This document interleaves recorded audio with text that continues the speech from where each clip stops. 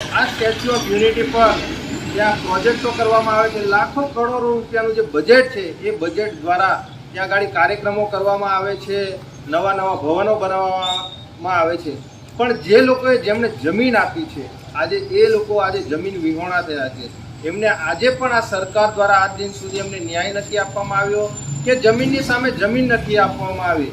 આજે દેશના વડાપ્રધાન જ્યારે હમણાં 4-5 દિવસે આવે છે 29 ને 31 ઓક્ટોબરે, તો જે મંત્રીઓ છે, જે ધારાસભ્યો છે, જે સાંસદ સભ્યો છે, એમને પણ અમે કહેવા માંગીએ છીએ કે આવા જ આ જેવી રીતે ઉમેશભાઈ તડવી છે, એમની 19 એકર જમીન લઈ લીધી, પણ તેમ છતાં આજ દિન સુધી આ પરિવારશ્રીઓને આજે એક પણ ફૂટી કોળી 1 રૂપિયાની એમને નથી જમીન આપી કે નથી એમને કોઈ જાતનું વળતર આપ્યું.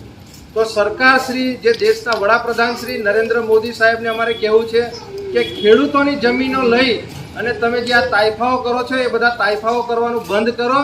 આ લોકોને જેમની જમીનો પર તમે લાખો કરોડો રૂપિયાના જે પ્રોજેક્ટો બનાવ્યા છે, એ પ્રોજેક્ટોમાં પહેલાં ખેડૂતો જે જેમની રોજીરોટી છીનવાઈ ગઈ છે, જેમની જમીનો છીનવાઈ ગઈ છે, એ લોકોને પહેલાં યોગ્ય વળતર આપો, યોગ્ય ન્યાય આપો, ત્યારબાદ તમે આ બધા તાઇફાઓ કરો. આજે આ તમે જો ઉમેશભાઈ તડવી, જેમનું અત્યારે મગજનું સંતુલન બી ખોવાઈ ગયું છે, આ તમારા પોલીસ કર્મચારીઓ અને અધિકારીઓએ એમને ધક્કાધુક્કી કરી એમને પાડી દેવામાં આવ્યા. આજે એ વ્યક્તિની 70 થી 80 વર્ષની ઉંમર છે, એ વ્યક્તિએ છેલ્લા 15 દિવસથી ખાધું નથી. આજે ત્યાંનું પોલીસ પ્રશાસન હોય, ત્યાંના અધિકારી હોય, પ્રાંત સાહેબ કે કલેક્ટર સાહેબ કોઈ એમનું સાંભળતું નથી.